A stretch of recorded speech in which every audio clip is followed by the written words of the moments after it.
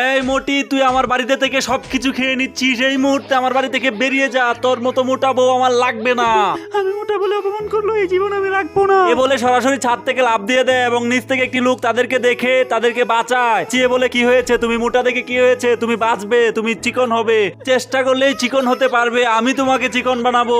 সে এ বলে চিকন হওয়ার কিছু খাবার দেয় এবং কিছু ব্যায়ামের কথা বলে দেয়। তাদের মধ্যে সুন্দর একটি সম্পর্ক গড়ে ওঠে। মোটা মহিলাটি প্রচুর পরিমাণে কষ্ট হয় তার ব্যায়াম করতে, তবুও সে ব্যায়াম করে, হাঁটে, দৌড়ায়, যা কিছু করা লাগে চিকন হতে সবকিছু করে এবং সে প্রচুর পরিমাণে ব্যায়ামের ফলে এবং ডায়েটের ফলে আস্তে আস্তে চিকন হতে থাকে। তারা একসাথে থাকতে থাকতে তাদের মধ্যে সুন্দর একটি বন্ডিং তৈরি হয় এবং জামা কাপড় কিনে এনে দেয় বাচ্চাটি সহ। তারা ডিসাইড করে যে তারা এখানেই বিয়ে করে থেকে যাবে। মোটা মহিলাটি এখন অনেক চিকন হয়ে গেছে এবং দেখতে অনেক সুন্দর হয়ে গেছে। সে আগের স্বামীর কথা ভুলে এখন নতুন করে সংসার জীবন শুরু করেছে। তাদের জীবন সুন্দরভাবেই কেটে যাচ্ছে। তোমার কাছে ভিডিওটি ভালো লাগলে একটি লাইক দিয়ে চ্যানেলটি সাবস্ক্রাইব করে দাও।